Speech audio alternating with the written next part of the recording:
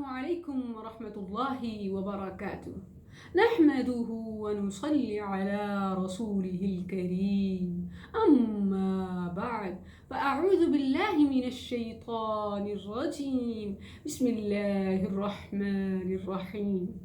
Dear viewers, آج میں آپ سب کی اٹینشن ایک ایسے پرابلم اور ایک ایسے ایشو کی طرف لانا چاہوں گی جو نہ صرف ہمارے ہاں کامن پایا جاتا ہے بلکہ وہ گرو بھی کرتا جا رہا ہے، بڑھتا جا رہا ہے. احادیث کا اس حوالے سے کیا حکم ہے، آئیے صحیح بخاری کتاب اللباس سے جانتے ہیں. نبی کریم صلی اللہ علیہ وسلم سے جبرائیل امین نے وعدہ کیا کہ میں فلاں وقت میں آپ کے پاس آؤں گا. نبی صلی اللہ علیہ وسلم مقررہ وقت پر جبرائیل امین کا انتظار کرتے رہے، لیکن وقت گزر گیا اور جبرائیل علیہ السلام اپنے وقت پر نہ پہنچے. تو رسول اللہ صلی اللہ علیہ وسلم گھبرا کر اپنے گھر سے باہر نکلے اور فرمایا کہ نہ تو اللہ کا وعدہ جھوٹا ہو سکتا ہے اور نہ ہی اس کے فرشتوں کا وعدہ جھوٹا ہو سکتا ہے. تو وقت مقررہ گزرنے کے بعد جب جبرائیل امین رسول اللہ صلی اللہ علیہ وسلم کے پاس آئے تو آپ صلی اللہ علیہ وسلم نے جبرائیل علیہ السلام سے شکایت کی کہ آپ اپنے وقت پر کیوں نہیں پہنچے. تو جبرائیل علیہ السلام نے فرمایا اِنَّا لَا نَدْخُلُ بَيْتًا فِيهِ صُورَةٌ وَلَا كَلْبٌ، ہم اس گھر میں داخل نہیں ہوتے جس میں کتا ہو یا تصویر ہو، فوٹو ہو. تو رسول اللہ صلی اللہ علیہ وسلم نے گھر میں جھانک کر دیکھا تو آپ نے اپنے بیڈ کے بستر کے نیچے ایک کتے کے بچے کو بیٹھے ہوئے پایا. تو آپ نے ام المؤمنین عائشہ رضی اللہ عنہا سے پوچھا کہ یہ کب سے یہاں ہے؟ تو انہوں نے فرمایا اللہ کے نبی، اللہ کی قسم مجھے اس کا معلوم نہیں تھا، علم نہیں تھا کہ یہ کب سے یہاں ہے، اور اس کو فوراً نکال دیا گیا. ویورز، ہمارے ہاں ڈاگس پالنے کا رواج بہت عام ہے. اگر جو گھر اس بیماری سے بچ جاتے ہیں، افورڈ نہیں کر سکتے یا واٹ ایور کسی بھی وجہ سے ان کے اندر یہ ہے ایمان کی رمق باقی کہ وہ جانور کو، ایسے جانور کو جس کی حرمت بیان کی گئی ہے گھروں میں رکھنے سے، وہ اپنے گھروں میں جگہ نہیں دیتے. وہیں ایک اور بیماری ہمارے ہاں راسخ ہو چکی ہے، فوٹو ہینگنگ کی. ہم دیواروں پر فوٹو فریم کر کے یا البم بنوا کر اپنے گھروں میں بڑے فخر سے پراؤڈلی رکھتے ہیں، حالانکہ جس چیز کا بنوانا جائز نہیں تو اس کو رکھنا، اس پر منی سپینڈ کرنا یا اس کو سنبھال کر رکھنا کیسے جائز ہو سکتا ہے؟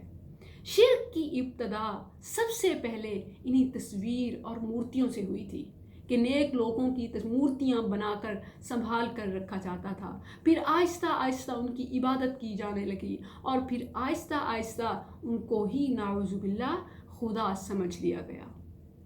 ویورز، اس حوالے سے انتہائی احتیاط کی ضرورت ہے. دیکھیے جس طرح اللہ سبحانہ و تعالیٰ نے سود سے منع کیا، حرام کیا، نہ صرف سودی لین دین سے بلکہ اس کی معاونت کو بھی، کسی کی اس حوالے سے مدد کرنا بھی حرام قرار پایا. تو جب تصویر بنانا جائز نہیں تو اس حوالے سے جتنے بھی کام ہیں، چاہے اس کی سیلنگ، چاہے اس کی بائنگ، چاہے اس کو فوٹو میں فریم میں رکھنا، چاہے اس کو والز پر ہینگ کرنا یا وٹ ایور، یہ سارے طریقے منع ہیں.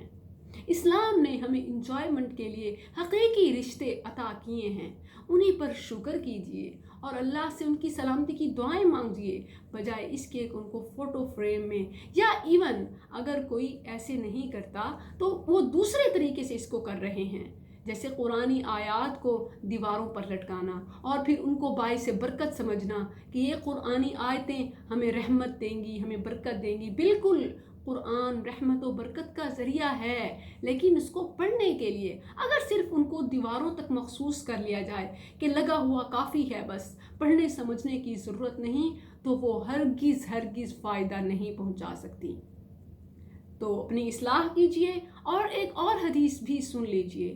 رسول اللہ صلی اللہ علیہ وسلم ایک دفعہ گھر میں داخل ہونے لگے. ام المؤمنین عائشہ رضی اللہ عنہا نے دیکھا کہ وہ دروازے پر ہی رک گئے ہیں. فرمایا اللہ کے نبی، مجھ سے کیا غلطی ہو گئی ہے، مجھے معاف کر دیجئے، آپ کیوں رک گئے؟ آپ صلی اللہ علیہ وسلم نے ایک بچھونے کی طرف، ایک میٹرس کی طرف اشارہ کرتے ہوئے فرمایا کہ یہ یہاں کیوں ہے؟ اس کے اوپر تصاویر بنی ہوئی تھی۔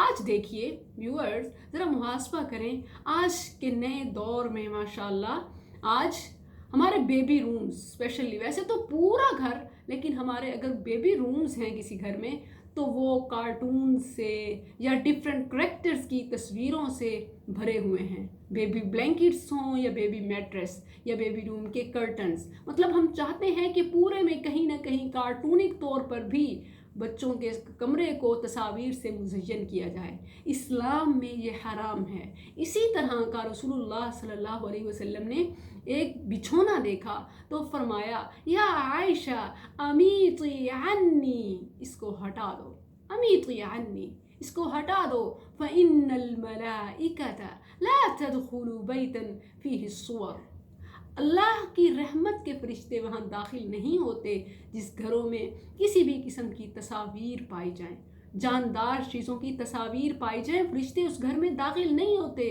اور قیامت کے دن ان صاحب تصویر، ان تصویر والوں کو حکم دیا جائے گا فَيُقَالُ لَهُمْ أَحْيُوا مَا خَلَقْتُمْ، جو تم نے پیدا کیا، بنایا، لگایا، اس کو ڈیکوریشن کے لیے سجایا، أَحْيُوا مَا خَلَقْتُمْ، اب ان کو زندہ کر کے دکھاؤ۔